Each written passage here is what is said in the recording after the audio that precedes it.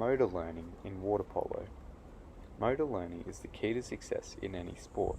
Without the application of a motor learning strategy for the specific sport, there would be no improvement with the player's overall performance to unlock further success in that sport. In water polo, specific motor movements and strategies are vital for all levels of ability, whether they're in the cognitive stage of learning or the autonomous stage of learning. Motor movements are fundamental to skill progression.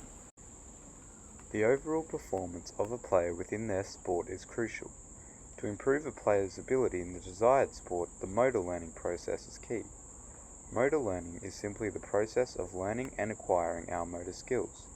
For example, a cognitive stage learner in water polo can be taught how to pass the ball by someone else and then practice passing on their own. The principles of motor learning include practice and distributed practice, skill specificity, whole part learning, transfer, skill improvement, feedback, and variable practice. The principles are essentials to the gradual improvement of a player in water polo. As I could not participate in water polo, I have analysed another player's performance based on their stage of learning. According to renowned psychologists Paul Fitz and Michael Posner, there are 3 stages of learning in the Fitz-Posner model: the cognitive stage, associative stage, and autonomous stage. The cognitive stage places people as beginners in a sport prior to a player having any concept to the sport or how the skill applied improves specific attributes. The associative stage classifies people as an intermediate in the sport, understanding the concepts and starting to apply specific skills to improve different aspects of their training. They are still inconsistent with these skills. The autonomous stage identifies people as automatic. They understand every concept of the sport and are very familiar with applying specific skills to appropriate aspects of the sport in a very steady way.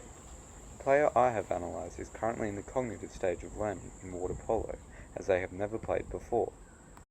The motor learning strategy I have designed specifically for the player to implement is to improve their overall passing within their gameplay, as this is a central game aspect in water polo before enhancing other areas of the game. As you can see in their first game, before the implementation of the motor learning strategy, they have only made 3 out of 10 passes, indicating that they have achieved only a 30% success rate. As the player is in the cognitive stage of learning, the possibility of making successful passes has decreased, as not many teammates are passing to them, or they are losing the ball as soon as they gain possession and cannot create a successful pass. Highlighted by American professor in kinesiology, Dr. Knight states that a rate limiter is an individual constraint or bodily system, such as the muscular system, that slows down the process of developing motor skills in any physical activity. In water polo, especially for players in the cognitive stage, there are a lot of rate limiters that come into play and slow the overall process of improvement of their motor movement. The rate limiters that have an effect on the player's overall performance in water polo are their endurance and stamina levels. As water polo is a water sport and you are constantly swimming and staying afloat for longer periods of time, this is one of the main rate limiters for a cognitive stage learner. Another evident rate limiter is the player's muscular system, as they have not yet developed their muscles specifically for water polo. This lack of strength and power creates the struggle of making a long-distance pass in the game. Consequently, the building of the muscle strength and power is a crucial aspect of training. Through the implementation of specific practices, the player's overall passing ability in water polo and the rate limiters affecting it can progressively be overcome. The types of practices and drills designed for a cognitive stage learner to improve in the motor movement skills include whole versus part practice.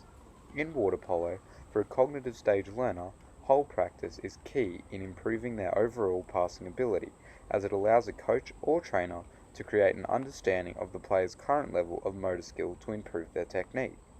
When the player being analysed is a kinesthetic learner, a coach can provide many different forms of feedback to help the understanding and improvement of the player's passing ability. Visual representations of their performance in water polo can highlight the improvements needed to be made, as well as oral feedback from the side of the pool. This allows the player to have a complete understanding of how specific motor movements can be used to enhance their passing ability. Part practice is another great type of practice that can be very beneficial for a cognitive stage learner to improve specific skills. Part practice is simply the breakdown of the whole practice into different segments. For passing, it can be broken down into improvements of accuracy, muscular power in the throw, technique, and stamina, as well as endurance. There are many drills that can be carried out to intensify the practices to achieve a faster improvement rate from the player. The drill I designed for the player to improve their passing ability is a simple 4-on-3 possession game, 4 people attacking and 3 defending.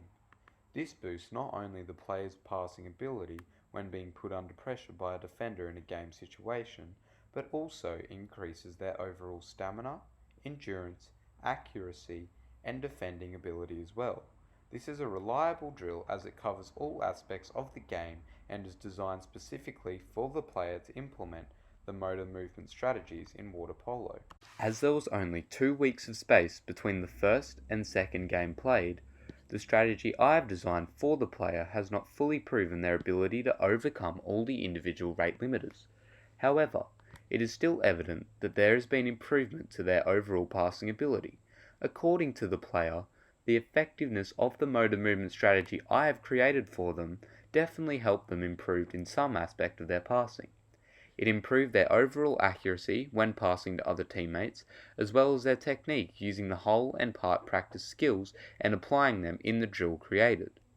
The one thing that could possibly be altered to have a greater effect on the overall passing skill of the player would be having higher level defenders on the person, as this allows a challenge for them when passing to teammates. It will also improve their stamina levels and increase endurance. Another alteration would be to lengthen the amount of time of implementing the motor strategy. As there was only 2 weeks provided, there was not a drastic improvement on the player's performance. With more time allocated, there would be a clear and evident improvement from the first game to the last game, with more gameplay in between.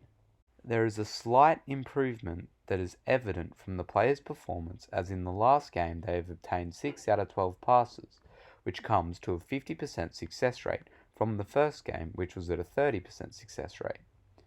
This highlights that the motor movement strategies being applied to their passing ability has had a positive impact on the cognitive stage of learning, helping the player to improve overall. Specific principles of play in water polo, such as passing the ball and treading water, have been focused on in training of the player to also improve their water polo ability. The overall quality of the individual's movements in water polo has been effectively improved, especially in their space awareness and body awareness during the game. This has successfully allowed the player to improve their passing accuracy and quality of passes, as they are not under pressure by a defender. Overall, the motor movement strategy developed has created a slight improvement to the individual player's performance in a short period of time, evident in their passing ability, laying strong foundations for a better overall performance in water polo.